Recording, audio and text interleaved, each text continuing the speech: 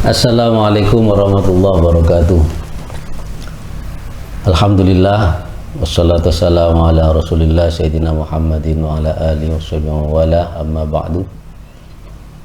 Pemirsa Nura TV yang dirahmati Allah, jumpa lagi dengan tayangan khusus bulan Ramadan, yaitu podcast Ramadan bersama Nura TV,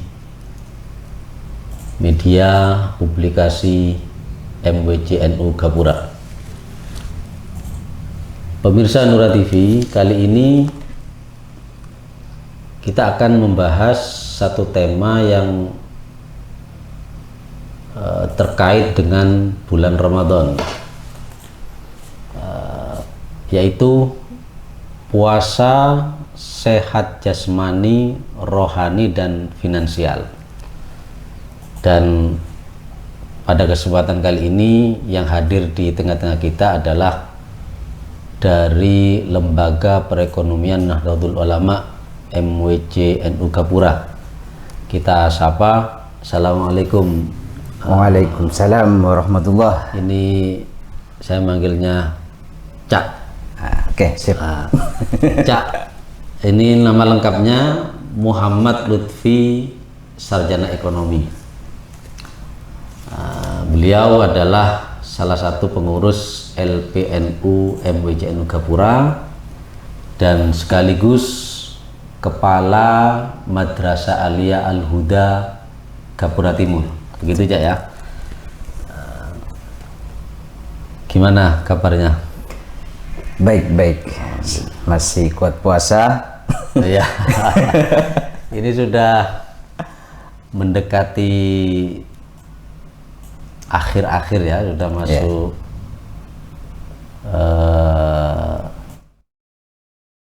10 hari terakhir dari bulan puasa.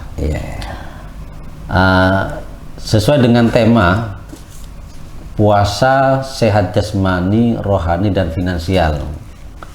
Tapi sebelumnya saya ingin biar pemirsa Nura TV ini lebih mengenal LPNU itu apa dan apa yang dilakukan, Cak Lutfi. Ya, terima kasih. Sebetulnya LPNU ini Lembaga Perekonomian Nahdlatul Ulama. Ya. Jadi bukan lembaga bisnis, sehingga urusannya adalah membangun bagaimana iklim usaha itu berjalan dengan lancar. Pada awalnya kita sudah ingin membangun usaha, kita menggunakan marketplace. Dulu ada Niagari. Oh iya. Ya, itu Niagari itu produk lokal, segmennya ultra mikro, di bawah mikro. Jadi ingin menolong bagaimana kelas bawah paling dasar itu bisa memasarkan produknya.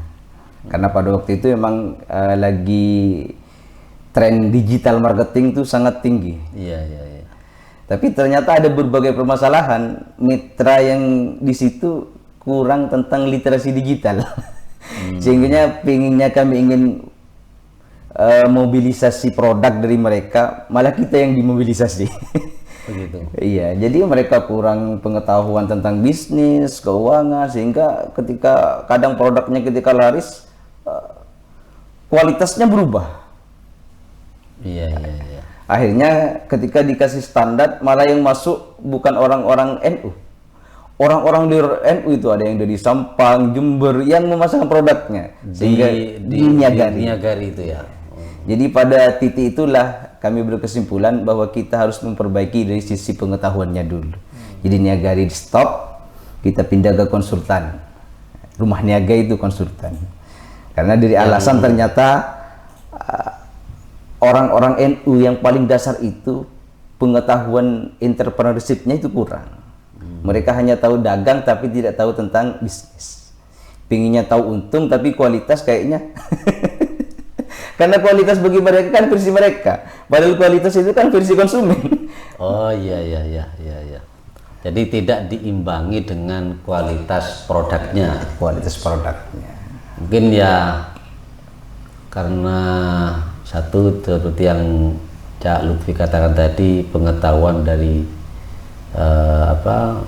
manajemen bisnisnya yang kurang gitu. Pemirsa Nura TV, sebelum kita lanjut, jadi Niagari ini dulu kita sempat mungkin bisa dilihat di konten Nura TV itu launching Niagari. Nah, itu mungkin berapa tahun ya Cak Lupi? Itu 2022. hampir 1 tahun, tapi kalau secara profit itu tinggi. Karena pada waktu itu kami mencapai titik sampai 30 jutaan pada waktu itu. Tapi kami terpaksa stop karena memang yang ngisi Niagari itu rata-rata orang luar. Orang NU itu ketika dikasih syarat-syarat untuk masuk ke Niagari itu nggak bisa. Kebanyakan nggak bisa.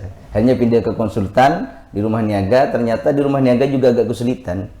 Karena ketika kami konsultasi dengan mereka, mereka tidak mengikuti apa yang mereka lakukan, tidak samalah dengan yang kita inginkan. Nggak ngikuti konsep yang LP terapkan itu. Oke. Jadi sekarang itu sudah pendahuluan, ada transformasi ketiga sekarang. Itu kita akan menggunakan literasi bisnis itu menggunakan media. Jadi kami punya, kalau mau dilihat, ada Niaga Media. Di situ bagaimana semuanya digunakan untuk literasi bisnis, terutama ultramikro. Di situ sudah ada. Jadi pemirsa Nura TV, kalau Anda ingin belajar bisnis, Ya. bukalah Niaga Media. Di situ semuanya rinci. Itu apa? Website ya? Website ya. Nama websitenya, domainnya apa? Niaga Media. Niagamedia.com. Oke. Niagamedia.com. Silakan pemirsa Nura TV bisa diakses untuk menambah pengetahuan dalam dunia bisnis yang dikelola oleh LPNU MWJNU Gapura. Cak Lutfi, kita masuk ke tema ya. Siap. Sesuai dengan tema yang sudah saya sampaikan tadi, puasa sehat jasmani, rohani, dan finansial. Nah, ini ada tambahan finansial ini. Ini mungkin slogan ini baru sekarang saya sendiri mendengar puasa sehat jasmani dan rohani umumnya. Tapi ini ternyata versi LPNU itu ditambahkan finansial. Nah, itu bagaimana itu? Iya. Jadi secara umum itu kan, coba bayangkan, tanyakan saja kepada teman-teman, ketika bulan puasa tidak punya uang bagaimana? Iya. Walaupun dia sudah wiridan, kemudian dia sudah sehat, tapi kayaknya lemah ketika sudah tidak punya uang. Tidak bisa apa-apa ya? Tidak bisa apa-apa. Jadi memang harus seimbang. Walaupun secara literasi ekonomi makro, kebutuhan menurut sifatnya itu ada 2, yaitu kebutuhan jasmani, kebutuhan rohani. Jadi orang kalau ingin melakukan aktivitas itu harus jadi fondasi dasar. Tidak mungkinlah kita tidak sehat secara jasmani mau melakukan produktivitas, nonsen. Iya. Jadi sehat jasmani itu syarat untuk melakukan produktivitas. Tanpa itu tidak bisa. Termasuk juga sehat rohani. Jadi kalau sehat rohani itu kan orang butuh bahagia untuk produktif. Iya. Jadi dalam literatur ekonomi makro itu kebutuhan jasmani rohani itu diterangkan. Jadi termasuk kebutuhan paling pokok di dunia usaha. Tapi tidak sekedar itu, tidak cukup. Harus ada tambahan tentang literasi keuangan. Nah, jadi literasi keuangan ini masalahnya tidak diajarkan di sekolah. Gitu. Ya, betul kan? Kita tidak pernah diajarkan tentang literasi keuangan. Karena di sana semuanya abstrak semuanya. Sehingga ketika kadang cerdas di sekolah, ketika menghadapi dunia nyata, goblok. Iya. Jadi atau sebaliknya ya, jadi di sekolah biasa saja, tapi ketika di lingkungan luar itu dia bisa menghadapi kenyataan yang gitu. Jadi di bulan puasa ini ada sebuah anomali yang saya heran nih. Jadi bulan puasa itu kan bulan untuk menahan nafsu, bulan untuk menahan, mengendalikan diri. Iya. Tapi satu hal yang tidak bisa ditahan, menahan belanja. Menahan belanja itu. Saya sudah banyak bertanya sama teman-teman. Saya tanyanya seperti ini, mana lebih banyak pengeluaran di bulan Ramadan sama dengan di luar Ramadan? Semuanya mengatakan lebih banyak bulan Ramadan. Ini kan anomali. Iya, iya. Harusnya lebih hemat. Lebih hemat. Karena dari apa pengertian puasa itu sendiri itu menahan kan. Iya. Nah, ini malah tidak menahan. Enggak benar. Ini hancur ini. Keuangannya nanti hancur. Iya, iya, iya. Lah itu kok bisa terjadi seperti itu, dari sisi apa yang menurut Cak Lutfi ini? Saya melihatnya ada 4 hal ya yang mempengaruhi bagaimana belanja itu terlalu dibombardir. Pertama itu karena memang kita itu termasuk orang yang latah. Ya, jadi latah. Ada orang ngabuburit, kita ikut-ikutan. Belum lagi ibu-ibu itu kan sering nanya, nanti malam sahurnya apa? Bukanya pakai apa? Pas waktu ditanya itu waktu pas jam 2. Ibu-ibu cerita itu. Akhirnya terbayang di sini mau beli Kentucky, soto dan sebagainya. Betul. Situasi kondisi itu akhirnya pada titik itulah bersatu. Akhirnya mengembalikan. Jadi kita termasuk orang yang latah. Jadi kondisi itu membentuk kita untuk menjadi orang yang latah. Jadi rata-rata kita kan semuanya serba belanja, tidak pernah bisa menahan hal-hal tersebut. Kemudian yang kedua, memang kita itu tidak pernah memahami tentang bahasa jangan berlebih-lebihan. Itu yang paling pokok sebetulnya. Coba kita lihat pada waktu jam 2 itu kan kayaknya gorengan enak. Kemudian Jam 2 siang ya. Jam 2 siang sampai sore itu gorengan enak. Es seger. Karena kita lapar waktu itu. Kemudian makanan enak semua. Akhirnya ketika keluar ketemu sama, memang disediakan di luar. Ya, orang jualan takjil itu sekarang ada bahasa war takjil, perang takjil. Akhirnya dibeli. Ketika dibeli setelah buka itu tidak, kadang dimakan separuh. Betul. Kadang tidak dimakan, akhirnya dikumpulkan di kulkas. Nah, jadi ini sebetulnya tugas LDNU. LDNU bagaimana kulu wasrafu wala tusrifu itu benar-benar ditekankan, diterapkan. Sehingga dan ini terulang lagi untuk besok hari ini. Terulang sehingga tanpa terasa cash flow kita, keuangan kita minus. Hanya gara-gara berlebihan dimakan di buka puasa. Ada anggapan begini, Cak Lutfi. Jadi mumpung Ramadan, kalau di luar Ramadan kita tidak akan makan dengan berbagai macam menu. Kalau Ramadan ini mumpung ya, itu bukan terkadang sih, memang rata-rata seperti itu. Jadi keinginan untuk mengeluarkan finansial yang lebih itu karena mumpung.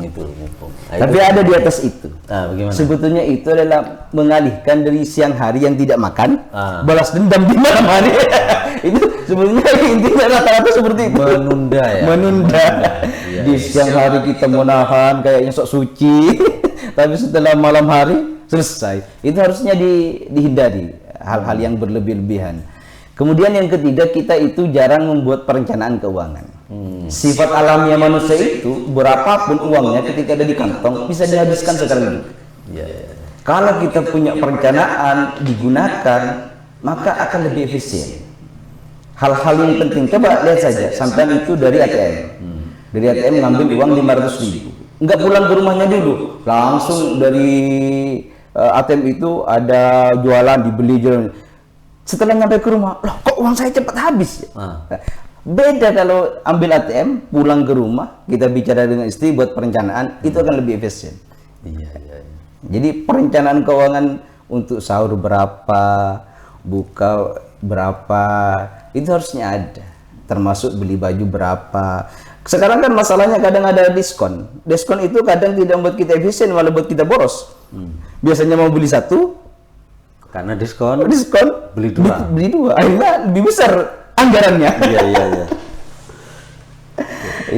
itu saja. Kemudian kenapa terjadi masyarakat yang sangat konsumtif?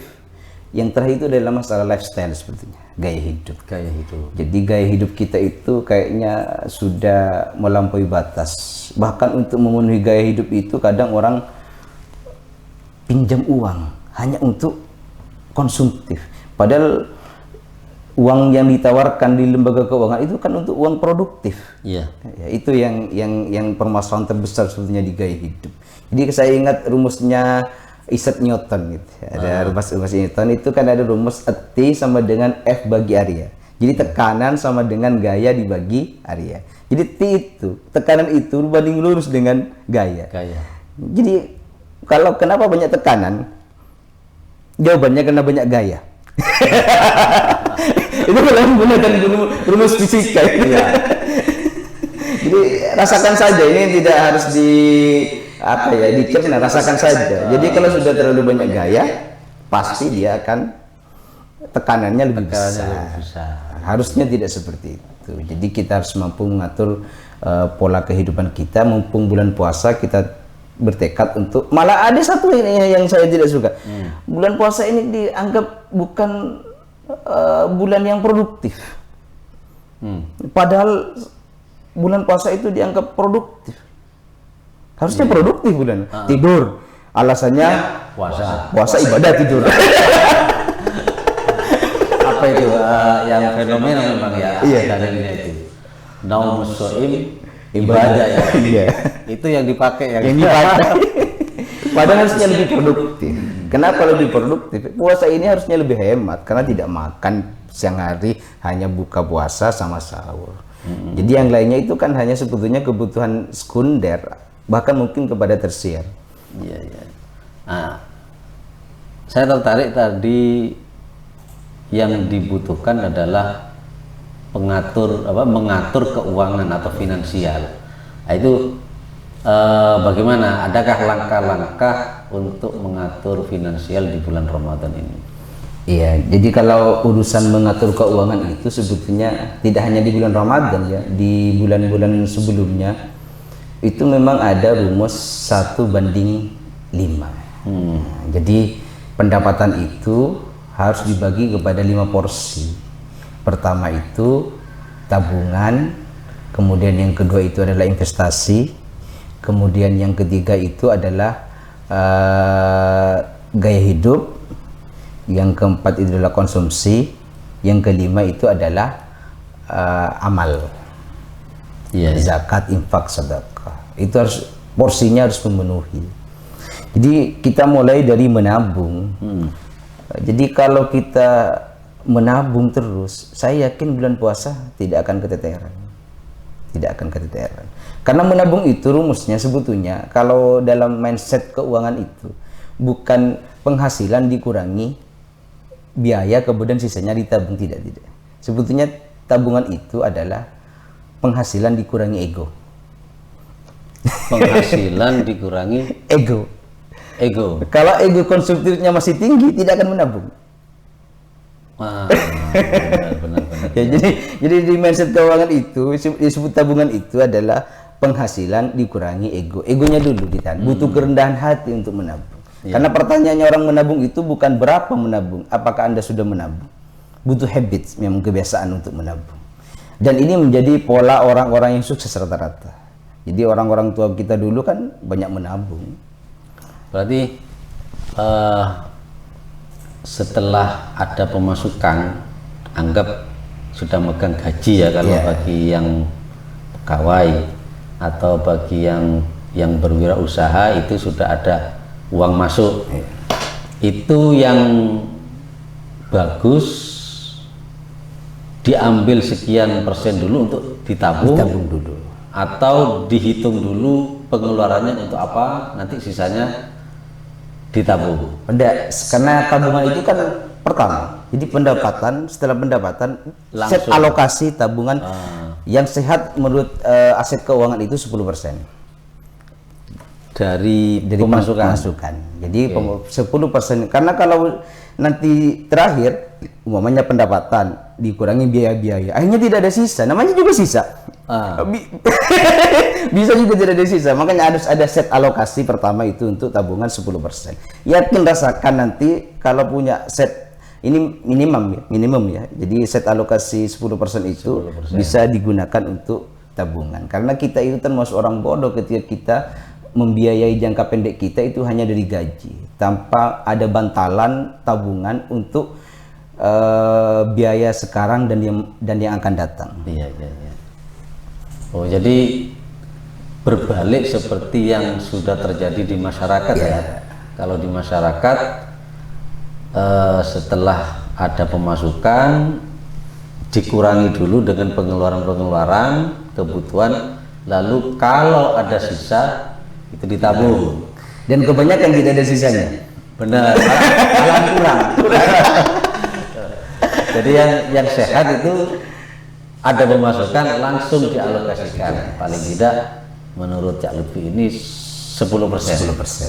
Oke, itu tabungan yang pertama. Nah, yang kedua tadi investasi. Beda ya investasi sama tabungan ya. Karena investasi itu sebetulnya potensi konsumsi ditekan, tapi untuk menghasilkan peluang yang lebih besar. Memang ada risikonya, karena risiko sama peluang itu kan saudara kandung. Tidak bisa dipisahkan. Tapi saya ingin menekankan, investasi itu tidak harus mahal. Kita lebih sedikit bisa besar. Intinya uang itu tidak ada hubungannya dengan intelektual, tapi ada hubungannya dengan perilaku. Bahkan perilaku ini sulit ditranslasikan bahkan kepada orang yang cerdas sekalipun. Jadi contoh saja, ada orang banyak cerdas tapi dia kehidupan keuangannya minus. Kenapa? Karena tidak bisa ngerim pengeluaran. Tapi kalau perilakunya bagus, dia sederhana dan lain sebagainya. Jadi uang itu sangat tidak ada hubungannya dengan intelektualitas, lebih banyak berhubungan dengan perilaku. Nah, disinilah perilaku investasi dibutuhkan. Tanpa investasi tidak mungkin, orang-orang sukses tanpa investasi tidak mungkin. Investasi yang saya ngambil dari Robert Kiyosaki ya. Jadi investasi paling penting itu adalah investasi terhadap diri sendiri.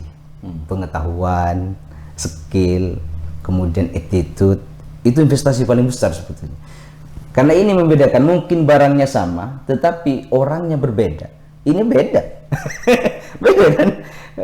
Kita buat kecap biasa, tapi kepada orang yang memiliki pengetahuan, kemudian skill, dikasih brand Bango sudah lain harganya. Iya. Jadi itu investasi paling tinggi sebetulnya di SDM. Kayaknya pengeluaran, tapi sebetulnya itu pemasukan di SDM. Contoh konkretnya itu misalnya untuk investasi ini konkretnya gimana contohnya misalnya? Ya, contohnya kita beli sapi. Itu termasuk investasi. Kan banyak orang tua kita itu membeli sepeda motor, bahkan buat rumah dari investasi sapi. Yang anak muda yang rokok-rokok surya itu kan nggak bisa buat rumah. Malahan sapinya itu dijual untuk bayar hutang. Tapi itu kalau semacam membeli sapi itu investasi besar ya. Investasi besar. Nah, kalau setiap bulannya untuk mengalokasikan untuk investasi itu bagaimana? Bisa ditabung dulu, nanti jadi kalau sudah besar. Ikut di yang pertama tadi ya, yang masuk tabungan. Yang penting biasanya investasi itu yang sehat dalam literasi ekonomi itu 20%. Jadi 20% itu kalau seandainya 1.200.000 itu ada set alokasi untuk investasi. Karena rata-rata orang yang sukses itu memang dari investasi, nggak ada yang langsung turun dari langit. Iya. Oke, itu yang kedua. Lalu ketiga lifestyle. Lifestyle itu 15%. Jadi konsumsi. Jadi kalau 10% itu tabungan, kemudian dikurangi dikurangi investasi 20%, kemudian 60%-nya itu konsumsi, 15%-nya yang dari 65% itu harusnya lifestyle. Lifestyle paling tinggi harus 15%, tidak boleh lebih, bahkan itu terlalu besar. Berhak kita memang untuk menghadiahi diri kita dengan lifestyle. Tapi yang paling penting sebetulnya lifestyle yang paling bagus itu kalau dari passive income. Jadi contohnya seperti kan income itu ada dua, ada active income, ada passive income. Active income itu kan pendapatan yang kita terima setiap hari. Ada passive income, punya saham, ditaruh di BMT, nanti kalau sudah itu namanya passive income. Artinya tidur pun kita dapat uang. Itu paling aman sebetulnya. Jadi lifestyle itu rata-rata orang-orang hebat itu diambil dari passive income. Jadi active income-nya itu tetap digunakan untuk menabung dan investasi. Oke. Itu lifestyle. Yang keempat, konsumsi. Konsumsi. Jadi memang konsumsi itu untuk kebutuhan pokok ya. Kebutuhan pokok itu 50%. Biasanya kalau dalam literasi keuangan 50% itu cukup tidak cukup harus cukup. Cukup tidak cukup harus cukup. Jadi orang tua dulu itu hebat. Orang tua dulu, kalau kita romantisme sejarah orang tua kita itu, kalau kita konsumsi, orang sekarang itu ya, kalau tidak, perempuan terutama, kalau tidak ke pasar 1 minggu itu pusing. Nah, pusing. Tapi bagaimana hebatnya orang tua dulu itu, dia tidak ke pasar, keluar, cabai ada di sekitar. Bahkan gotong royong, kalau nggak ada terong di sini punya, hanya dia ke pasar, efisien waktu, efisien biaya. Tapi ini kan sudah hilang di permukaan karena sudah ada banyak iklan, apalagi ada iklan yang apa ya, yang kayaknya terlalu konsumtif untuk hidup itu. Jadi konsumsi itu 50%. 50%. Nah, yang terakhir ini amal. Iya, amal. Amal itu kan sebetulnya itu tambahan. Karena ngambil 5% itu mengambil 2 kali dari pendapat Imam Abu Hanifah sebetulnya. Jadi Imam Abu Hanifah kan setiap aset itu kan harus dizakat 2,5%. Jadi kalau 2,5% agak sulit cara penghitungannya, langsung ambil 5%. 5%. Ya. Jadi kalau memang pendapatan itu harus berupa uang ya. Kadang di bulan puasa ini dianggap yang disebut dengan sedekah itu berupa uang, itu tidak bijak. Karena ada orang tidak harus berupa uang, bisa pengetahuan. Ini harus dipahami di bulan puasa ini. Bahkan mungkin lebih hebat daripada uang ketika kita sedekah pengetahuan. Kayak Nur Latifah ini kan memang dia tidak berikan uang, tapi memiliki kekayaan di atas uang, yaitu knowledge. Betul. Pengetahuan. Tapi ini kan nggak pernah kelihatan. Yang dianggap amal itu selalu finansial. Padahal ada yang berbentuk pengetahuan, ada yang berbentuk tenaga, pikiran. Jadi kita harus bijaklah yang disebut dengan amal ini. Iya. Jadi banyak sekali ternyata anggapan-anggapan di masyarakat yang terjadi itu, kalau kita pelajari itu tanda kutip ini salah kaprah itu. Iya, salah kaprah. Oke. Jadi dari untuk 5 hal tadi, tabungan 10%, investasi 20%, lifestyle 15%, konsumsi 50%, dan amal itu 5%. Ya, sudah cukup 100%. 100% ya. Jadi kalau kita bisa menerapkan ini, nah ini nanti apa yang akan dirasakan? Kesejahteraan. Dampaknya pasti kesejahteraan. Karena literasi ini seperti obat, pahit memang, tapi menyembuhkan. Jadi kayak obat ini, pahit tapi menyembuhkan. Benar. Ya. Wah, ini tidak terasa sudah lebih 30 menit ini. Oke, Cak Lutfi, sebelum kita tutup, mungkin ada yang ingin disampaikan untuk pemirsa Nura TV. Ini sudah mendekati detik-detik Lebaran. Bagaimana menurut Cak Lutfi ini, apa yang harus dilakukan terkait dengan finansial tadi itu? Ya. Mumpung masih ada 10 hari Lebaran, jadi kita harus menyeimbangkan antara kekuatan puasa itu dengan keuangan. Jadi 10 Lebaran biasanya diartikan dengan belanja, jangan dulu. Karena 10 Lebaran ada yang lebih penting itu. Biasanya kalau orang Muslim itu mulai tanggal 21 sampai tanggal 29 itu kan ada Lailatul Qadar. Gunakan untuk mendekatkan diri dengan Tuhan. Cara mendekatkan diri dengan Tuhan itu versinya beda-beda. Iya. Kemudian yang kedua, gunakan sisa uang itu untuk belanja seperlunya. Cara yang paling hemat sebetulnya kita jangan terlalu sering makan di luar. Lebih baik masak sendiri. Saya yakin lebih hemat itu. Saya yakin lebih hemat. Karena rata-rata kan pengeluaran kita ada dua. Pertama itu di fashion, kemudian yang kedua di makanan. Iya. Jadi dua hal ini tolong ditekan sesuai dengan kemampuan kita. Jadi kalau memang ada uang untuk digunakan itu, lebih baik kan diinvestasikan. Kalau memang ada THR, gunakan THR itu untuk beli baju, pendapatannya digunakan untuk tabungan dan investasi. Jadi lebih bijak. Takut nanti kalau sudah dikeluarkan besar-besar bulan Ramadan, nanti setelah bulan Ramadan, setelah Lebaran, kita jadi miskin mendadak. Dan akhirnya kita minta-minta ke lembaga keuangan. Kalau sudah masuk ke lembaga keuangan dengan alasan konsumtif itu pasti masuk dalam survive trap. Ada jebakan untuk tumbuh, padahal itu akan berulang lagi di depan. Akan ada kecanduan untuk pinjam lagi. Jadi ingat, jadi gunakan sehemat mungkin, gunakan sesuai dengan kebutuhan. Kemudian yang ketiga, jangan lupa 21 terakhir ini, 10 hari terakhir dari tanggal 21, ini ada perintah Tuhan tentang bagaimana kita lebih mendekatkan diri dengan Tuhan. Mungkin itu saja. Oke.